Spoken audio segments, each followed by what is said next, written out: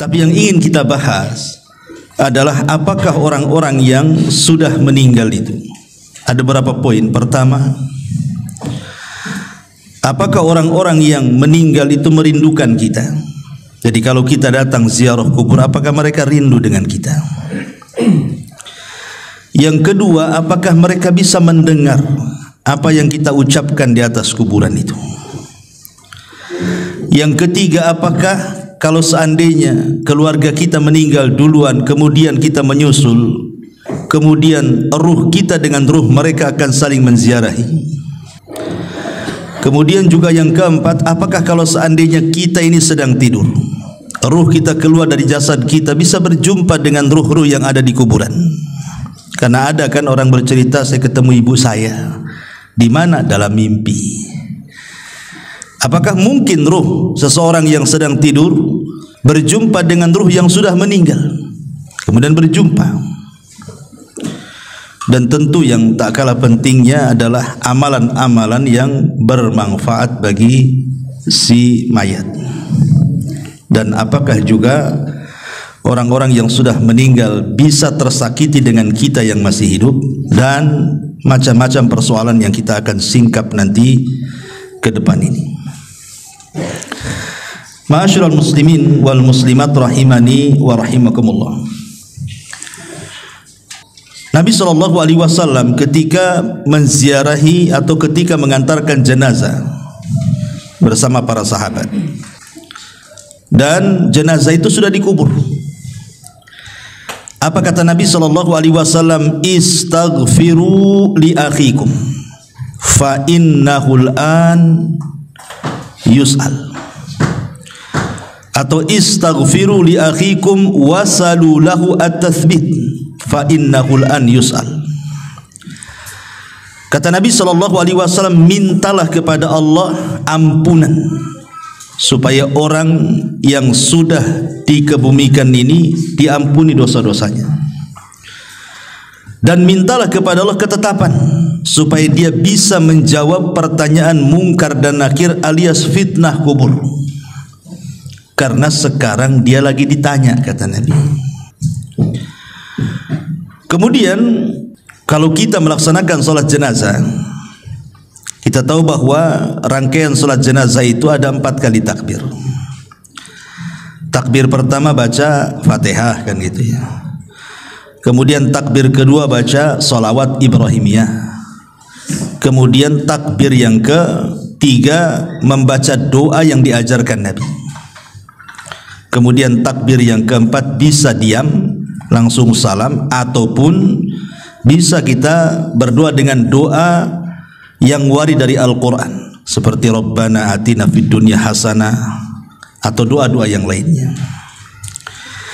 Tetapi yang ingin saya bahas adalah pada takbir yang ketiga, Nabi SAW mengajarkan kepada kita doa-doa yang disunahkan untuk dibaca. Salah satunya adalah Allahumma gfir lahu warhamhu wa'afihi wa'fu anhu wa akrim nuzulahu wa wasi' madkhalahu, dan seterusnya. Ya Allah, ampuni orang ini yang sudah mati. Ya Allah, rahmati orang ini. Ya Allah, maafkan orang ini. Ya Allah, muliakan kedudukannya. Ya Allah, luaskan kuburannya, dan begitu seterusnya. Dari 2 riwayat ini bisa kita simpulkan bahwa kewajiban kita apabila sedang mengantarkan jenazah dan jenazah itu sudah dikubur, maka ada 3 doa yang dianjurkan seorang muslim dibaca sebelum pulang dari kuburan. Kalau memang kita tidak sempat ikut memegang cangkul memasukkan tanah ke liang lahatnya, maka cukup sebelum pergi ambil 3 kepal tanah, kemudian letakkan di kuburannya, minta 3 perkara. Pertama, mintakan ampun kepada Allah. Dan ini berlaku kepada setiap yang ziarah kubur, tidak mesti yang mengantarkan jenazah saja. Umpamanya kita ziarah kubur kapan saja. Bagi laki-laki kan sunnah, ziarah kubur itu kapan saja. Tapi bagi perempuan tidak disunnahkan kecuali sekali-kali. Karena Rasulullah SAW melaknat wanita-wanita yang sering ziarah kubur. Tapi kalau sekali-kali boleh. Imam yang mengantarkan jenazah atau yang berziarah kubur, jangan lepaskan 3 doa ini. Pertama, minta ampun kepada Allah agar orang yang dikubur itu diampuni dosa-dosanya. Berdasarkan hadis istaghfiru li akhikum, mintakan doa ampunan untuk saudaramu. Yang kedua, minta kepada Allah Subhanahu wa taala agar orang yang dikubur itu ditetapkan jawabannya. Karena ada hadis yang panjang sekali dari hadis Bara bin Azib radhiyallahu anhu. Ketika Nabi SAW menunggu liang lahat selesai digali, Rasul bercerita di hadapan para sahabat tentang kematian seorang mukmin. Bagaimana ruhnya ketika dicabut dari jasadnya. Lah salah satu lafaz dari hadis itu, ketika ruh itu sudah diangkat ke langit dengan catatan amalannya, Allah katakan kembalikan ruh ke dalam jasadnya, tapi angkatlah catatannya ke tempat yang paling tinggi di Iliyin, di sorga. Maka ruh itu dihantar dengan lembut, dimasukkan lagi ke dalam jasad. Ingat bahwa jasad dalam kubur itu mengikut ruh. Tapi kalau di dunia terbalik, ruh yang ikut jasad. Karena jasad dulu diciptakan di dunia itu, baru ditiupkan ruh itu setelah jasad berusia 4 bulan kan, baru ditiupkan ruh. Berarti kalau kita hidup di dunia, yang asal itu jasad dulu, baru ruh yang ikut, karena jasadnya diciptakan. Tapi kalau sudah meninggal terbalik, jasad ini bisa jadi tanah, bisa hancur jadi tanah, dimakan cacing tanah, tapi ruh tidak akan hancur. Berarti bukan ruh yang ikut jasad, tapi jasad yang ikut ruh. Makanya kemudian jasad itu akan ikut ruh, dan disitulah mungkar nakir bertanya, man rabbuk, siapa Rabbmu, wa ma nabiyuk, siapa nabimu, wa ma dinuk, apa agamamu. Artinya 3 soalan ini akan ditanyakan. Jawabannya bukan apa yang kita hafal di dunia. Kalau anda sekarang saya tanya, siapa Tuhanmu? Pasti dengan lantang Allah, Ustaz. Siapa nabimu? Dengan lantang Muhammad, Ustaz. Apa agamamu? Ya Islam lah. Masa Katolik kan gitu? Pasti lantang kita. Tapi apakah kemudian setelah kita dikubur kita sanggup menjawab? Belum tentu. Karena jawaban-jawaban itu ditentukan dengan amalan dia. Apakah dia sudah mengamalkan perintah larangan Allah, mencintai Nabi, betul-betul mempelajari Islam kan itu. Makanya di sini dihajatkan bantuan dari kita yang masih hidup, berdoa kepada Allah agar dia bisa ditetapkan jawabannya. Karena penetapan jawaban itulah yang Allah katakan, yutsabbitullahu alladhina amanu bil qauli tsabit. Allah akan tetapkan jawaban orang-orang yang beriman dengan jawaban yang mantap. Itulah yang menjadikan selamat orang itu dari azab kubur. Karena Utsman ibn Affan kalau diingatkan dengan kuburan menangis, tapi kalau diingatkan dengan neraka santai saja dia. Padahal neraka lebih dahsyat dibandingkan azab kubur kan. Ketika ditanya, wa mayubkika ya Utsman, apa yang membuat anda menangis wahai Utsman? Maka Utsman mengatakan, wailakum, celaka kalian. Kuburan ini bisa saja dia raudhatun min riyadil jannah au hufratun min hufarin nar. Ingat, kuburan ini bisa jadi taman menuju taman-taman sorga, atau boleh jadi menjadi lubang menuju ke lubang neraka. Artinya menentukan selamat di akhirat, keselamatan di kuburan. Kalau selamat di kuburan, insya Allah kesananya mudah. Kalau tidak selamat di kuburan, maka dipastikan kesananya lebih sulit lagi. Makanya sebab itulah kita dianjurkan minta kepada Allah agar orang yang dikubur itu dimantapkan jawabannya. Ini yang kedua. Kemudian yang ketiga, berdasarkan doa dalam salat jenazah tadi, minta kepada Allah agar Allah merahmati.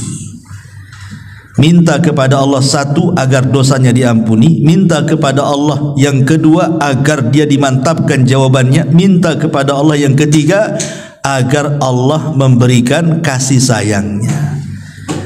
Sehingga dengan kasih sayang Allah itulah Allah akan mengampuni dosanya dan Allah akan memantapkan jawabannya. 3 soalan ini. Kapanpun antum ziarah kubur, minta 3 soalan ini, 3 doa ini. Ya, datang ke kuburan, kemudian ucapkan salam, kemudian mendekat kuburan, dan jangan bakhil, jangan datang ke kuburan itu mendoakan orang yang dikubur itu saja. Pamannya kita menziarahi orang tua kita yang sudah meninggal, jangan difokuskan kepada orang tua kita saja, tapi doakan juga orang-orang Islam yang dikubur di sekitarnya. Makanya ada doa yang diajarkan Al-Quran, Rabbana ighfir lana wa li ikhwanina alladhina sabaquna bil iman. Ya Allah, ampuni akan dosa-dosa saudara-saudara kami yang sudah mendahului kami dengan keimanan. Apa manfaatnya? Kenapa kita tidak fokus saja mendoakan orang tua kita? Kan memang tujuan kita kan menziarah orang tua kita. Kenapa pula yang lainnya kita doakan? Sebab kalau kita mendoakan orang muslim yang dikubur, umpamanya orang muslim ini mungkin ada 1000 kuburan di kuburan kaum muslimin di situ, berarti kita akan mendapatkan pahala 1000 orang yang kita doakan. Itu kalau di kuburan itu ada 1000 kuburan tuh. Kalau 2000 kuburan, berapa banyak kita akan dapat? Kalau seandainya kemudian kita mendoakan bukan hanya kepada yang sudah meninggal, yang hidup pun kita doakan. Allahumma ighfir li hayyina wa mayyitina, atau Allahumma ighfir lil muslimina wal muslimat wal mu'minina wal mu'minat al ahya'i minhum wal amwat, umpamanya. Ya Allah, ampunilah dosa-dosa orang mukmin laki-laki, orang mukmin perempuan yang hidup dan yang mati. Yang hidup berapa? Siapa yang bisa ngitung yang hidup? Satu kota Batam aja kita tidak tahu berapa jumlahnya. Satu Kepri lagi, satu dunia lagi. Berarti kita dapat pahala itu sebanyak jumlah orang Islam yang kita doakan yang hidup. Loh, yang mati. Berapa jumlah yang mati? Itu manfaatnya kita mendoakan orang-orang yang beriman di sekitarnya itu, supaya kita dapat pahala juga. Itu masalahnya. Masuk bakhil orang tuanya kiri kanan, ngapain saya doakan katanya. Enggak begitu. Karena orang muslim itu kal jasadil wahid, seperti jasad yang satu, baik ketika hidup ataupun ketika mati, saling mendoakan. Lah di antara adab doa itu adalah mengarah kiblat, bukan ngadap kuburan, bukan ngadap maisan, bukan. Mana arah kiblat? Pemain kuburan sebelah sini, arah kiblatnya ke sana. Jangan ngadap kuburan, ngarahkan ke kiblat. Ya, karena adab doa itu harus mengarah ke kiblat. Walaupun ada khilaf di antara ulama apakah kiblat doa itu ke langit, maknanya kita negakkan ke atas begini, ataukah ke arah kiblat yang dimaksud Ka'bah. Ini menjadi khilaf ulama. Tapi menghadap kuburan tidak boleh, karena kuburan bukan kiblat. Ya, kiblat itu ke Mekah atau ke langit, gitu ya. Baru di situ kita meminta kepada Allah Azza wa Jalla, ya Allah, kalau memang dia orang tua kita, kita katakan, ya Allah, ampuni kedua orang tua saya. Ya Allah, tetapkan jawaban kedua orang tua saya. Ya Allah, berikan rahmat kepada orang tua saya. Dah selesai. Habis itu kita doakan saudara-saudara kita. Ya Allah, ampuni saya, orang tua saya, dan orang-orang Islam dimanapun, baik yang hidup ataupun yang mati di sini atau di mana saja di dunia ini. Itu berapa banyak kita ini pulang dari kuburan dapat pahala tuh. Ini adab yang pertama, ya, bahwa kita disuruh untuk mendoakan mereka. Yang kedua, apakah orang-orang itu merindukan kita? Pemain kita ziarah kubur kepada kedua orang tua kita. Apakah kedua orang tua kita itu rindu dengan kita? Senang kalau melihat kita di situ? Ini terjadi silang pendapat di antara ulama kontemporer atau ulama mutakaddimun. Kalau saya mendengar fatwa daripada Syekh Shalih Fauzan, saya lihat di YouTube, ketika ditanya apakah orang yang datang ziarah kubur Ketika datang kita ke kuburan itu, orang-orang yang dikubur itu senang dengan kedatangan anaknya ketika menziarahi orang tuanya. Maka kata beliau, iya, senang mereka dengan kedatangan kita. Tetapi senang di sini bukan menatap wajah kita.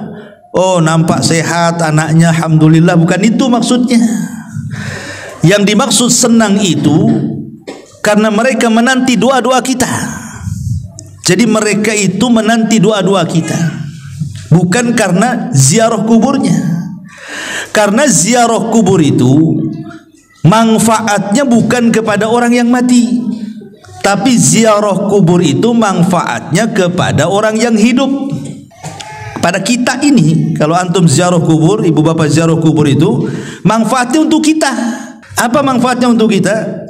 Nabi SAW bersabda, kuntu nahaitukum an ziyaratil kubur fazuruha fa innaha tudzakkirukumul akhirah.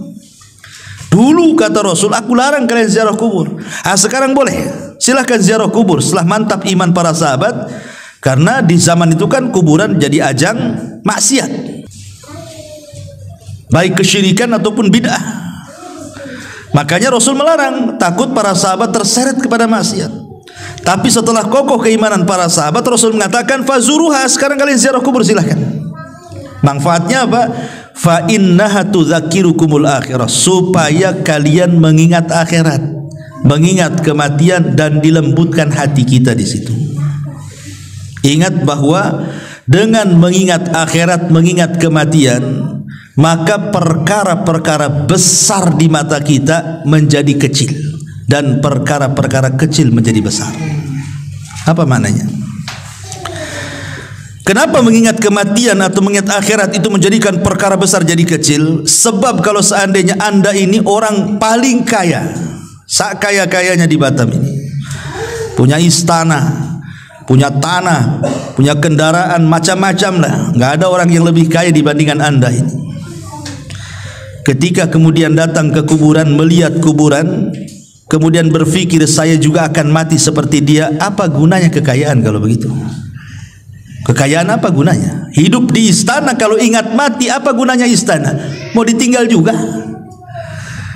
Akhirnya kemudian dia pun tidak menganggap itu perkara besar, karena akan ditinggal dengan kematian kan. Itulah kenapa mengingat kematian itu mengecilkan yang besar ataupun membesarkan yang kecil. Pamannya dia orang susah, tidak sekaya orang-orang kaya. Dengan mengingat kematian itu perkara kecil jadi besar. Nggak apa-apa, hidup di dunia kan nggak lama, nanti ada kehidupan yang lebih baik, yang lebih hebat, yang lebih megah, itulah sorga. Akhirnya dia tidak memikirkan kemiskinannya. Dari situ muncullah redha dengan pemberian Allah. Ujung-ujungnya ke situ. Dan puncaknya adalah memahami hadis Nabi SAW, man asbaha aminan fi syirbihi mu'afan fi jasadihi walahu qutu yaumihi faka'annama hizat lahu dunya bihadafiriha, kata Rasul. Orang kalau sudah mengingat kematian, walaupun dia susah hidupnya, yang penting ketika bangun di pagi hari aman keluarganya, gak ada yang menyakiti, sehat badannya, nggak ada penyakit yang menimpanya, adalah makanan yang dimakan untuk hari itu seolah-olah sudah menggenggam dunia dengan segala isinya. Karena manusia itu di dunia cari apa kalau nggak tiga perkara ini kan? Pertama, aman. Orang itu pengen aman, suami pengen aman dari istri, istri pengen aman dari suami, orang tua pengen aman dari anak, anak pengen aman dari orang tua, orang pengen aman dari tetangga, tetangga pun pengen aman dari kita. Nggak ada ketakutan, nggak ada yang ngancam, nggak ada yang membuat takut, nggak ada takut disakiti, dihasadi. Orang kan pengen aman hidup itu. Sebab kalau aman itu tenang hati, itu yang dicari orang. Sampai-sampai orang itu sampai pindah perumahan itu gara-gara diganggu tetangganya karena nggak aman, kan terpaksa pindah rumah dia. Yang kedua, sehat badannya. Apalagi kalau sudah faktor UU tuh, yang sudah 40, 50. Itu kalau bangun gak ada yang sakit udah senang sekali itu. Tapi kalau bangun pinggang sakit, kaki asam urat, itu stres tuh. ya, kolesterol naik, stres orang itu. Ya. Kemudian juga ada yang dimakan, nggak pusing, yang dimakan sudah ada, yang diminum ada. Apa yang dicari orang itu kan cuma 3 perkara. Sebab satu lolos dari 3 perkara ini nggak aman hidup itu. Contoh mamanya, badan sehat, ya kan? Tapi tidak aman. Istri disakiti suami, suami disakiti istri, nggak kerasan hidup itu. Walaupun sehat badannya. Ataupun mungkin oke lah dia harmonis rumah tangganya, anak-anaknya baik-baik, tetangganya oke-oke. Stroke pula lah dia. Stres juga. Ya. Oke lah sehat badannya, aman semuanya, tak ada yang dimakan pula dia. Stres juga hidup itu. Nah kalau 3-tiganya sudah ada, tenang hidup di dunia tuh. Itulah yang dikatakan menggenggam dunia, itulah karena 3 perkara ini yang dicari manusia. Makanya kemudian kalau orang ingat mati itu, perkara besar menjadi kecil, perkara kecil menjadi besar. Karena berujung dari mengingat kematian berakhir dengan redho, dengan pemberian. Awalnya ingat mati, ujungnya apa? Redho dengan pemberian. Ah kita akan mati juga, mengapain juga sibuk-sibuk. Tenang jadinya hati. Itulah tujuan ziarah kubur itu. Makanya ini bapak-bapak ini kalau sudah kasih mak-maknya ajak shopping, belokkan aja ke Tamiang tuh. Ya, ajak yuk kita ke Top Cepe Batu Aji, tapi ngarahnya ke kuburan Tamiang. Ah ini bu, Top Cepenya ada di sini. Gitu ya. Mau mati atau mau hidup kan itu. Supaya lembutlah hati itu. Jangan asih dunia terus. Jadi ziarah kubur itu manfaatnya untuk siapa? Untuk kita yang berziarah, bukan untuk orang mati. Orang mati itu bermanfaat kalau kita berdoa. Doanya itu yang manfaat. Itulah yang membuat penghuni kubur senang dengan kedatangan kita maksudnya. Ini satu pendapat ya. Tetapi Syekh bin Baz rahimahullah ta'ala yang saya baca dalam fatwanya, dia tawakuf dalam masalah ini. Apakah kemudian kalau kita ziarah kubur, penduduk kubur itu senang atau tidak senang? Kita tidak bisa mengatakan iya ataupun tidak. Karena ini perkara gaib masalahnya. Perkara gaib itu tidak bisa ditetapkan kecuali dengan dalil. Kalau tidak ada dalil, tawakuf. Tapi yang jelas bahwa okelah kita tidak mengatakan dia senang ataupun tidak senang, tapi yang namanya doa bagi para penziarah kubur untuk para penghuni kubur itu, itulah yang disepakati para ulama sampainya pahala kepada orang yang meninggal. Kan amalan-amalan nanti saya jelaskan. Amalan-amalan itu kan banyak tuh yang bermanfaat kepada untuk orang yang sudah meninggal itu. Tetapi dari seluruh amalan itu yang ada 8 tuh ataupun 10 amalan itu, yang disepakati cuma 2. Maksudnya tidak ada khilaf ulama. Kalau kita lakukan pasti sampai kepada orang yang meninggal. Apa itu? Pertama doa, dan yang kedua sedekah. Cuma 2 ini. Ini sepakat. Tidak ada khilaf ulama. Adapun menghajikan orang yang sudah meninggal, korban untuk orang meninggal, baca Quran untuk orang meninggal, ini masih khilaf. Ada perselisihan ulama. Ada yang mengatakan sampai, ada yang mengatakan tidak sampai, wallahu a'lam. Tapi yang disepakati jelas-jelas dalilnya berdasarkan nas gitu ya. Doa pasti sampai. Yang kedua sedekah pasti sampai. Kenapa? Karena ada hadisnya.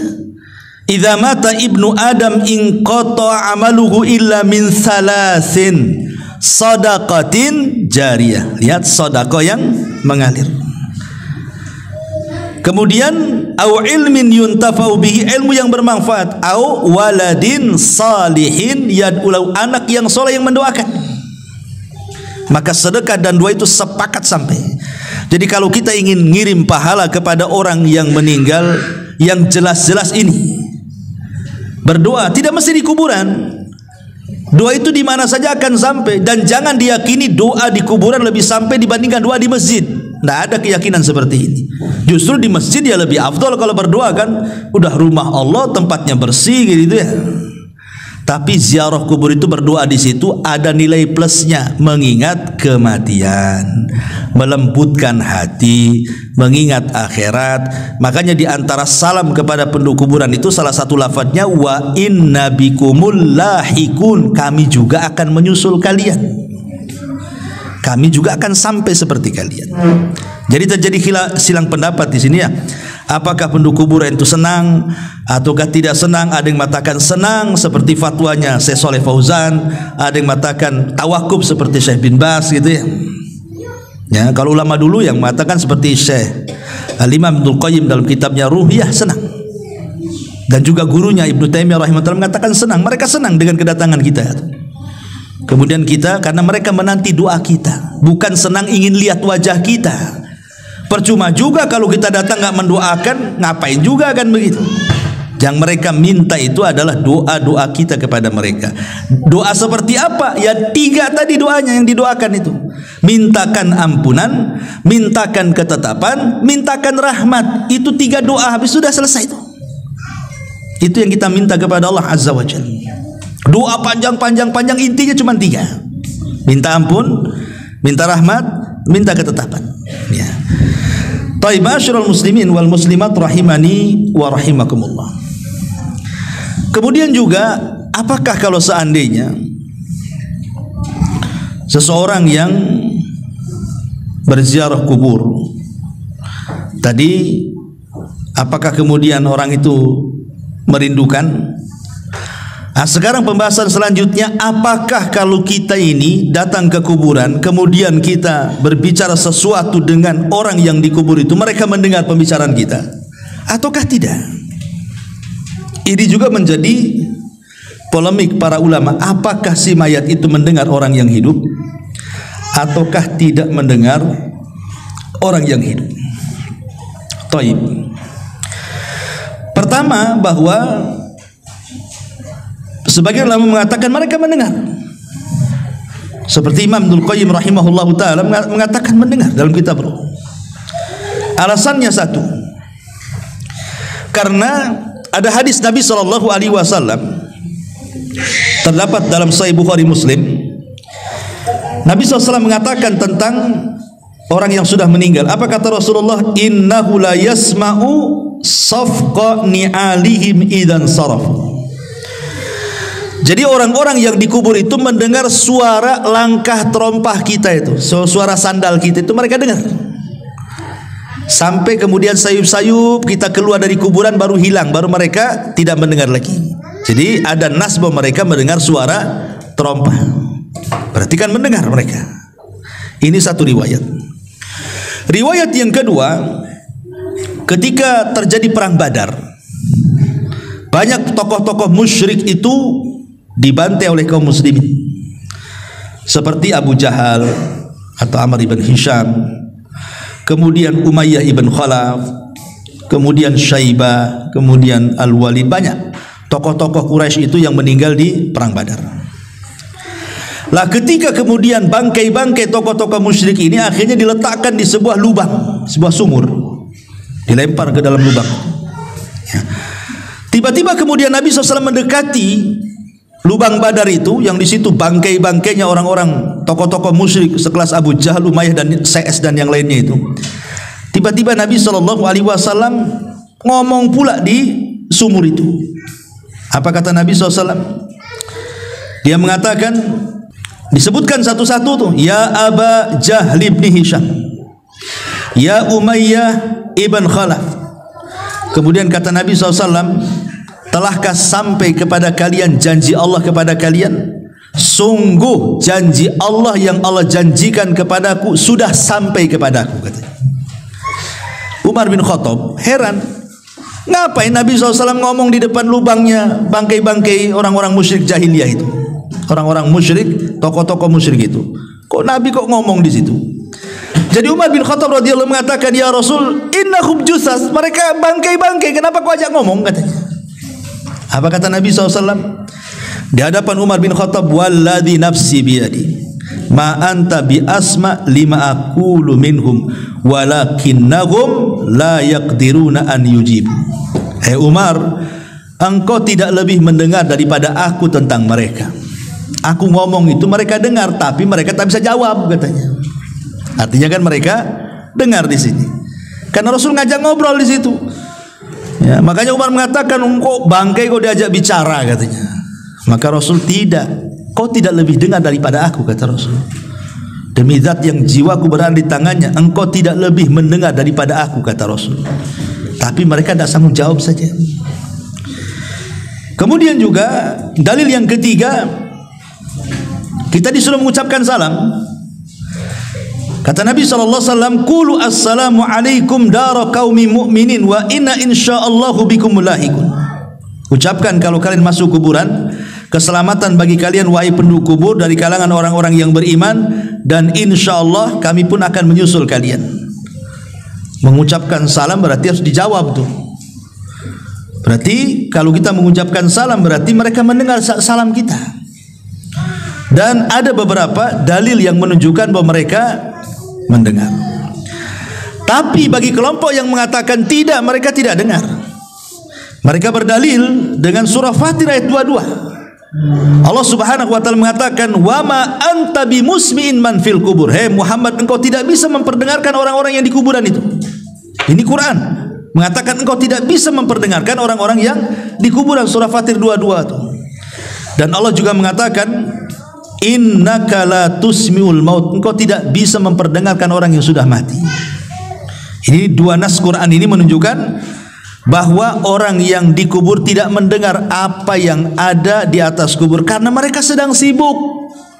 Orang yang dikubur loh sedang sibuk. Kalau mereka orang kafir sibuk diazab, mana bisa dia ngerekan kita yang ada di kubur? Dia sedang diazab. Ya.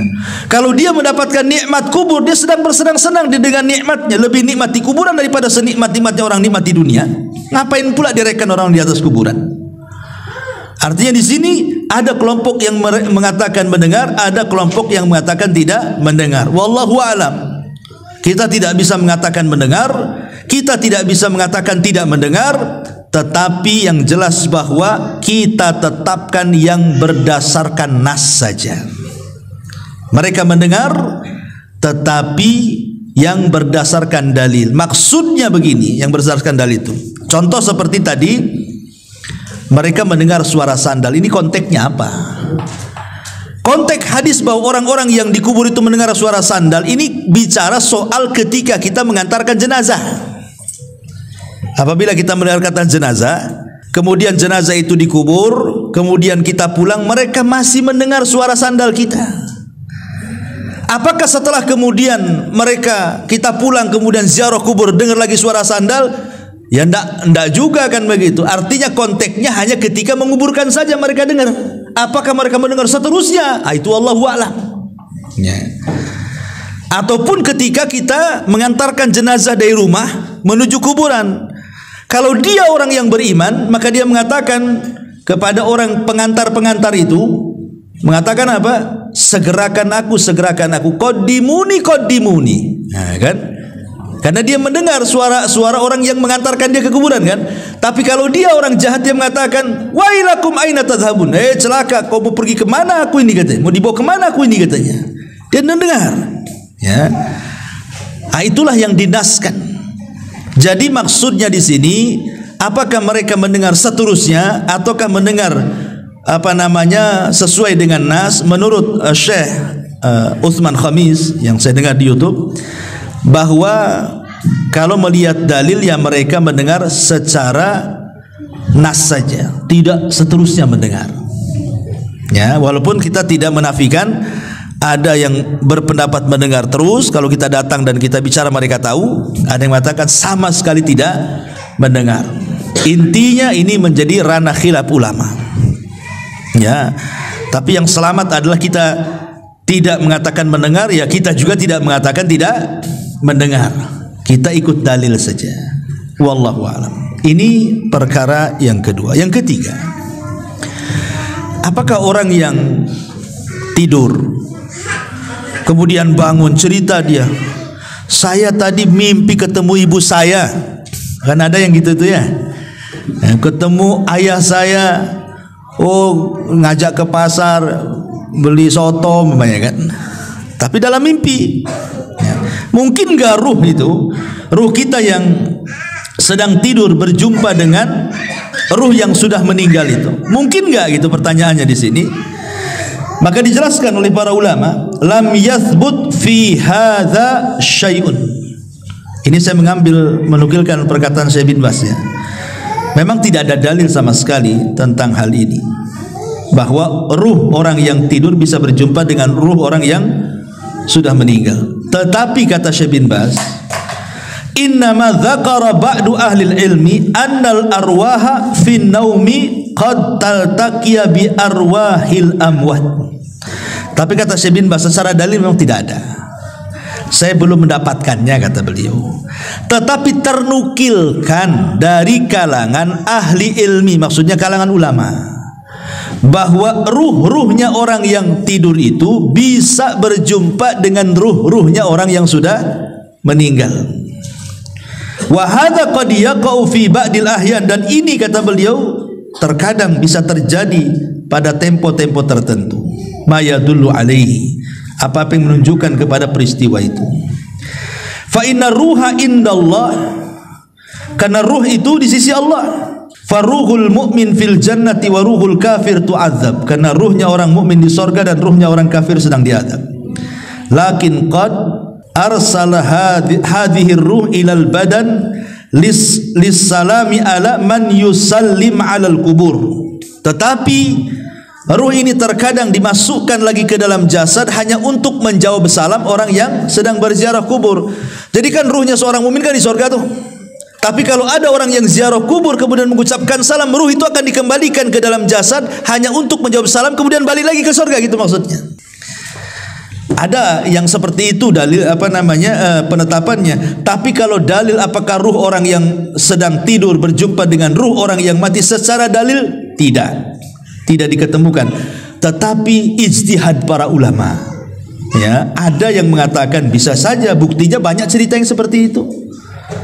Banyak bercerita orang-orang yang ketemu dengan ibunya, ketemu dalam mimpi, ketemu dengan bapaknya di dalam mimpi kan. Kadang-kadang ada yang bercerita seperti itu. Sehingga secara kenyataan dalil tidak ada.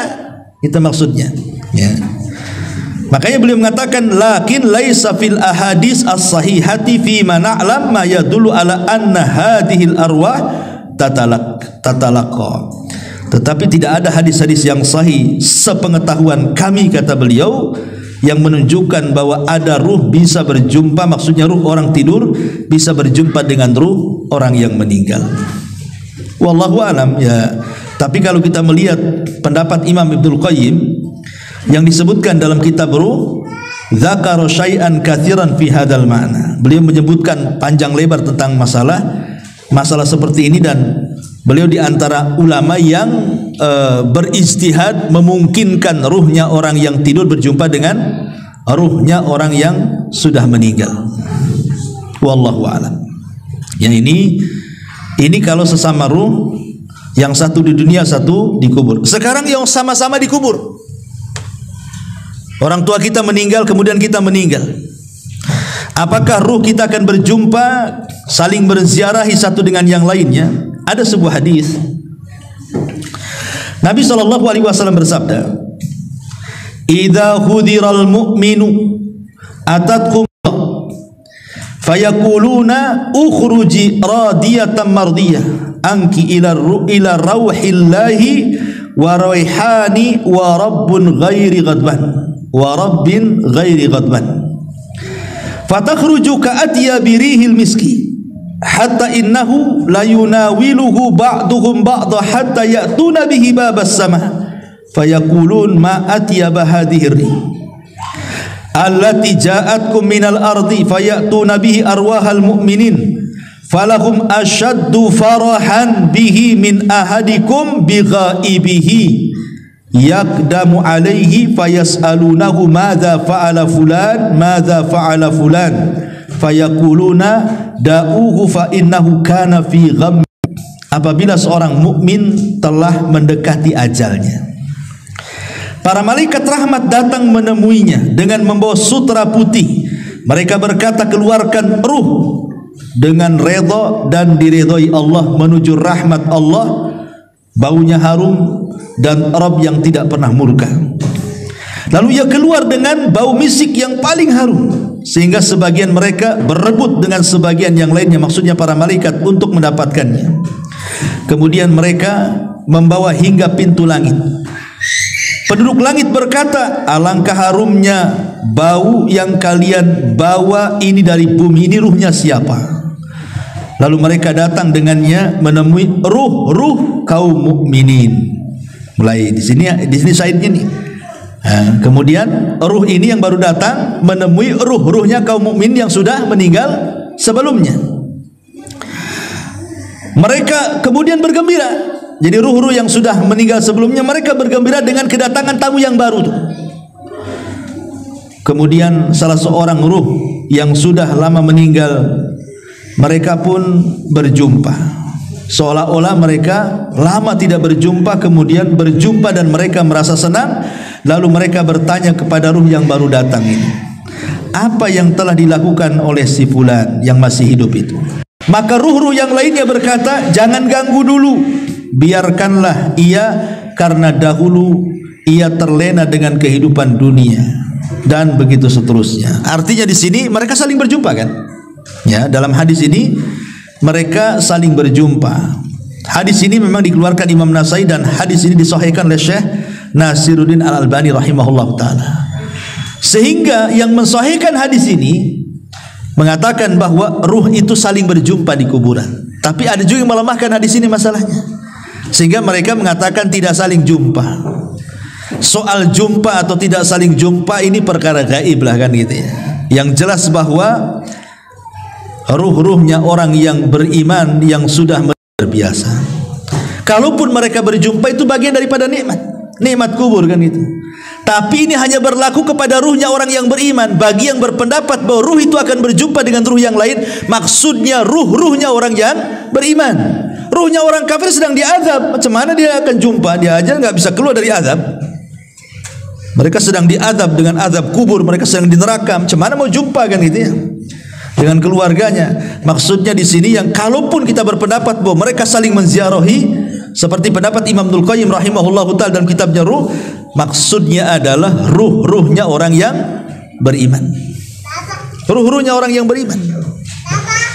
Ya, seperti mamanya bayi yang meninggal, kemudian orang tuanya menziarahi kuburannya. Ya. Terkadang kan ada orang tua itu kepikiran kan, ketika anaknya meninggal itu kan udah kepikiran macam-macam tuh. Apalagi kalau hujan, cemana anak saya kehujanan katanya. Kalau pas panas, mana anak saya kepanasan. Macam-macam tuh. Ada orang tua itu apalagi kalau gelap-gelap, cemana anak saya nggak ada listrik pula di kuburan gitu. Makanya kadang-kadang ada orang berpikir naruh lilin pula di atas kubur anaknya itu kan. Percuma saja, ngapain naruh lilin itu? Saya pernah lihat ada lilin, lebih parah pula kasih payung pula di situ itu. Dan itu rata-rata di kuburan anak-anak tuh. Ada lilin, ada payung. Ya mungkin karena orang tua kepikiran, cemana kalau malam gelap taruh lilin, cemana kalau kehujanan kasih payung supaya nggak kehujanan, nggak kepanasan. Nggak ada guna. Ya. Lilin dan payung lo nggak ada guna di kuburan itu. Nggak ada hubung kait dengan alam kubur, dengan alam dunia ini. Sebenarnya yang dikhawatirkan itu bukan bayi yang meninggal. Bayi yang meninggal itu langsung dimasukkan ke sorga kan gitu. Karena di antara kelompok-kelompok yang akan terhindar dari fitnah kubur, maksudnya tidak ada pertanyaan malaikat mungkar dan nakir, itu salah satunya bayi-bayi yang meninggal itu. Mereka tidak akan ditanya. Walaupun jumhur ulama mengatakan mereka ditanya, tapi pendapat yang kuat wallahu alam mereka tidak ditanya. Karena ada beberapa orang yang tidak akan terkena fitnah kubur. Salah satunya para nabi. Para nabi tidak akan ditanya. Objek pertanyaannya siapa nabimu? Masa nabimu ditanya lagi? Siapa nabimu? Ya saya kan. Kan nggak mungkin juga kan itu ya. Nabi tidak mungkin ditanya karena dia objek pertanyaan. Para siddiqin tidak mungkin ditanya. Para syuhada tidak akan ditanya. Ya, kemudian orang-orang yang ribat, orang-orang yang berada di perbatasan kayak orang Palestina itu kan diribat tuh namanya. Mereka tidak akan ditanya kalau meninggal. Termasuk juga bayi-bayi yang meninggal, termasuk orang gila tidak akan ditanya tuh. Jadi kalau umpamanya orang tua sedih akan kematian anaknya, dia bodoh. Harusnya dia memikirkan dirinya sendiri karena si bayinya sudah selamat masuk surga kan gitu. Apakah kalau dia mati dia masuk surga kayak anaknya? Harusnya dipikirkan jangan bayinya, dia yang dipikirkan harusnya, gitu maksudnya. Kalau bayi yang meninggal itu udah jelas-jelas dia masuk surga. Bahkan dia akan jadi syafaat bagi orang tuanya. Bahkan kalau orang tuanya beriman, maka bayi itu akan menunggu di pintu sorga, dan dia mengatakan di hadapan Allah ketika Allah mengatakan masuk kau ke dalam sorga, kata bayi ini enggak, saya tidak akan masuk sorga sampai saya mau orang tua saya tarik bajunya masuk juga ke sorga. Itu hadisnya itu. Artinya kalau orang tua ini dia bisa bersabar, kemudian juga ihtisab, dan dia bisa mengucapkan alhamdulillah, maka akan dibangunkan satu istana di sorga dan Allah beri nama Baitul Hamdi, rumah pujian. Kalau bisa melakukan 3 perkara saat kematian buah hatinya: sabar, mengharap pahala, dan dia bisa bersyukur. Ucapkan innalillah wa inna ilaihi rajiun, Allahumma jurni fi musibati, alhamdulillah ala kulli hal. Ini 3 ucapan. Kalau dia bisa mengucapkan 3 ucapan ini, maka Allah bangunkan satu istana Baitul Hamdi di surga. Ya, saya ulang, kalau umpamanya ada orang tua meninggal bayinya, pertama ucapan apa? Innalillah wa inna ilaihi rajiun. Ini tanda kesabaran. Tanda orang sabar, dia bisa mengucapkan innalillah wa inna ilaihi rajiun. Kemudian yang kedua ihtisab, mengharap pahala, berdoa kepada Allah, Allahumma jurni fi musibati, ya Allah. Yang ketiga bersyukur, alhamdulillah ala kulli hal. Segala puji dan puja bagi Allah. Pertama, doa kaum muslimin bagi si mayat berdasarkan surah Al-Hasyr, alladzina sabaquna bil iman wa la taj'al fi qulubina ghillan lil ladzina amanu rabbana innaka raufur rahim. Dan orang-orang yang datang sesudah mereka, muhajirin dan ansar, mereka berdoa, ya Rabb kami, beri ampunlah kepada kami dan kepada saudara-saudara kami yang telah beriman lebih dahulu dari kami, dan janganlah engkau membiarkan kedengkian dalam hati kami terhadap orang-orang yang beriman. Ya Rabb kami, sesungguhnya engkau maha penyantun lagi maha penyayang. Ini yang pertama, doa, dan ini pasti sampai. Kemudian yang kedua, sedekah. Tadi sudah saya ini yang sepakati, bersedekah. Kemudian yang ketiga, melunasi hutang si mayat. Ini bermanfaat. Karena di zaman Rasul pernah dimintai menyolatkan orang yang punya hutang, Rasul tak mau. Si mayat itu sudah dimandikan, sudah dikafankan, dan tinggal disolatkan. Setelah tinggal disolatkan, seorang sahabat kemudian menyampaikan kepada Rasul, semua sudah siap, silahkan anda solatkan. Apa kata Rasul? Hal alaihi dainun, apakah dia punya hutang? Iya, 2 dirham. Dia punya hutang 2 dirham. Kata Rasul, solatkan oleh kalian, saya tidak akan menyolatkannya. Kemudian ada seorang sahabat namanya Abu Qatadah, min 2 dirham, aku yang bayar, solatkan dia. Kata Rasul, yakin kau bayar? Iya, saya bayar. Akhirnya Rasul menyolatkan. Besoknya ditanya lagi, Abu Qatadah, udah bayar enggak 2 dirham tuh? Rasul, baru kemarin dia mati. Tunggulah, katanya. Hari ketiga ketemu lagi, Abu Qatadah, sudah aku bayar 2 dirham tuh. Sudah wahai Rasul. Apa kata Rasul? Al-an barudat kubru. Sekarang kuburannya sudah dingin. Kemarin panas tuh, kata. Ya. Jadi utang tuh bawa panas tuh di kuburan. Sekarang sudah dingin kuburannya, kata Nabi. Ya. Ini yang ketiga, melunasi hutang. Kemudian yang keempat, mengqadha puasa. Kalau si mayat ini punya nazar berpuasa, belum sampai, maka walinya mengqadha puasa. Karena ada hadis mengatakan, man mata wa alaihi siyam sama'an waliyu. Siapa yang mati dalam kondisi dia sedang melaksanakan puasa wajib, maka yang mempuasakanlah walinya. Pamannya dia punya anak 4 atau 5, dibagi-bagi sajalah. Pamannya ayahnya bernazar berpuasa sebulan, baru meninggal, nazarnya belum dilakukan. Ya sudah, sebulan itu bagi 4 saja, berarti seminggu kan, anak 4 itu bagi 4, jadi ya, selesai itulah. Ya. Nah, kemudian juga yang kelima, di antara yang bekas-bekas amal soleh. Bekas-bekas amal soleh. Maksudnya bekas-bekas amal soleh itu mengajarkan ilmu kepada orang. Pamannya ibu ngajari anak surah Al-Fatihah, ya kan? Akhirnya anak itu bisa dia baca Fatihah karena ibu yang ngajari. Ketika ibu meninggal, anak ini baca Fatihah terus. pada setiap solatnya. Berarti ketika anak ini membaca surah Al-Fatihah, itulah sampai, itu bekas-bekas kebaikan dia tuh. Makanya kalau bisa ini orang tua ini saya anjurkan, ibadah-ibadah wajib dan yang sering dilakukan itu kalau bisa jangan orang lain ngajari. Yang umpamanya sholat, kalau bisa kita yang ngajari anak tuh. Ngaji kalau bisa kita yang ngajari. Ya jangan orang lain suruh ngajari, nanti pahalanya dikasih orang lain jadinya kan. Dia sholat terus karena orang itu yang ngajari, dia yang dapat pahala. Jadi yang wajib-wajib itu kalau bisa orang tua lah yang ngajari itu. Terutama ngaji lah, minimal surat Al-Fatihah gitu yang memang itu dibaca setiap sholat kan, supaya ngalir terus tuh. Ya, coba bayangkan pahala guru itu, guru TK umpamanya kan, itu dia dapat santri 20 semua yang ngajari Fatihah, guru TK banyak dia pahalanya, udah mati tuh. Kalau seandainya kemudian anak didiknya besar jadi guru, punya murid jadi guru, itu namanya multi level pahala tuh. Sampai itu namanya baqiyatus salihah, namanya bekas-bekas amal soleh itu akan sampai kepada si mayat. Artinya di dalam hadis itu au ilmun yuntafa'u bihi, atau ilmu yang bermanfaat itu namanya ya, itu baqiyas salihah itu. Kemudian juga yang bermanfaat adalah menghajikan.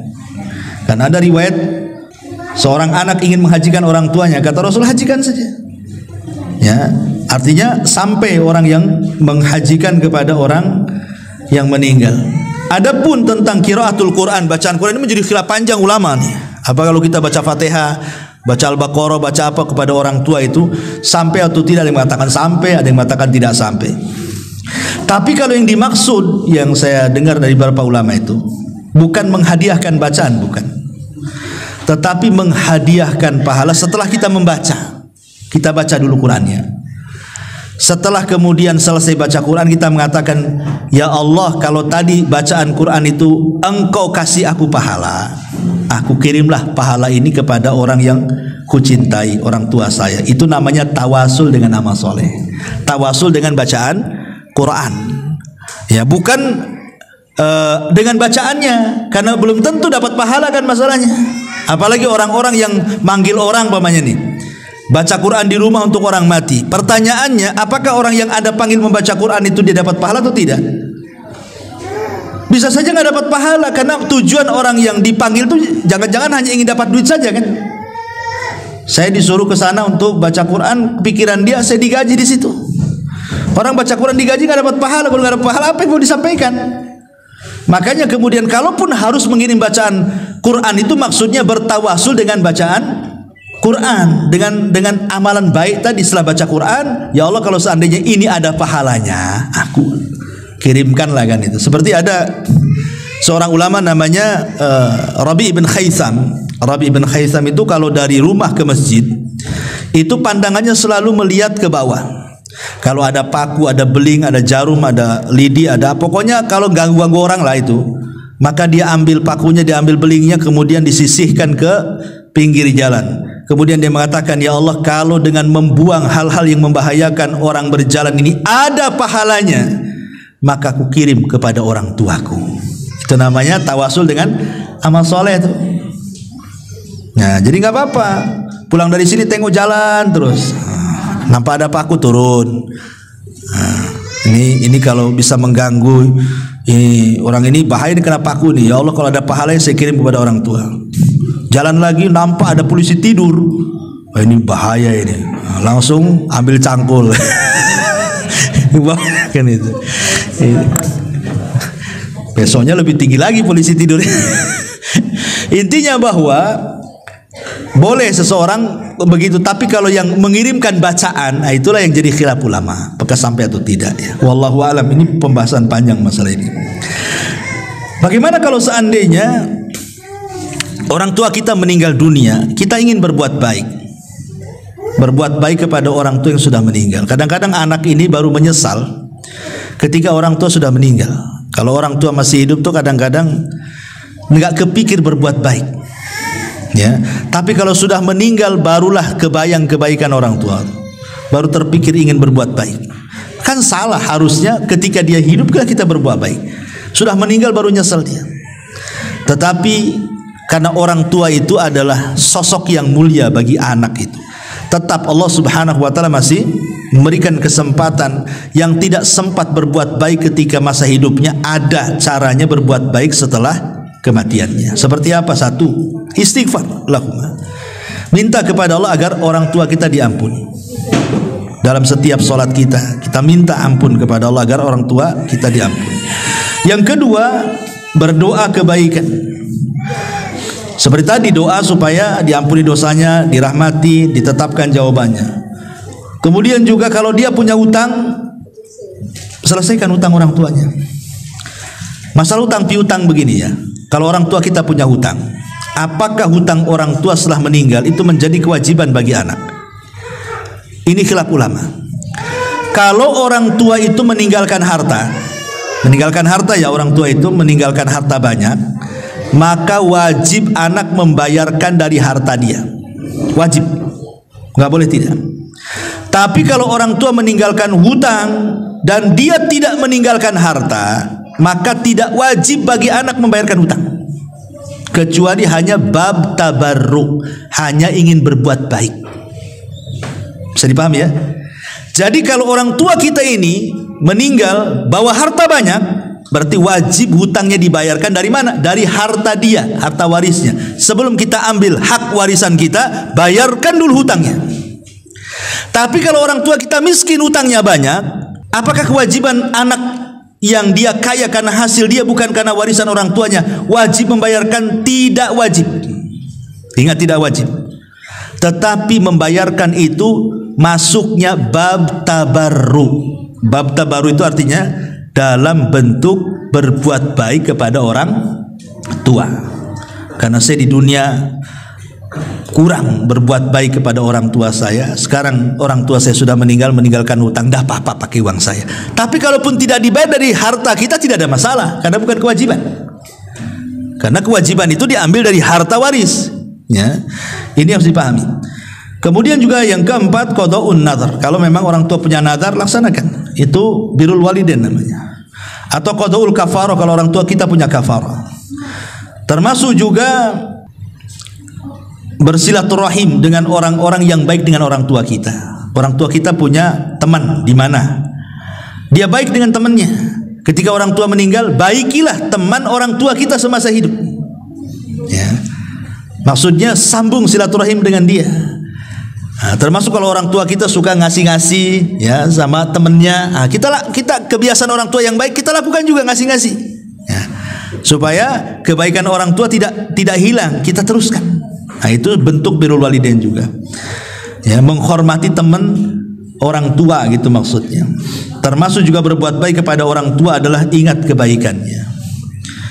Oh betul juga kata orang tua, kenapa dulu orang tua saya keras dengan saya, rupanya ini. Nah, ingat dia akhirnya kan dengan kebaikan orang tua. Nah, dengan itu akhirnya hilanglah dendam-dendam anak kepada orang tua. Kalau ingat kebaikannya, hilang tuh dendam itu. Ya, karena ada anak yang nggak tahu itu, sampai mati orang tuanya masih dendam, nggak mau ziarah kubur tuh. Ya, mau apa sih ziarah kubur? Waktu hidup aja malas ya nengok muka dia. Nah itu anak durhaka itu. Ya, jadi ini diantara pembahasan yang bisa kita bahas. Ya, wallahu alam.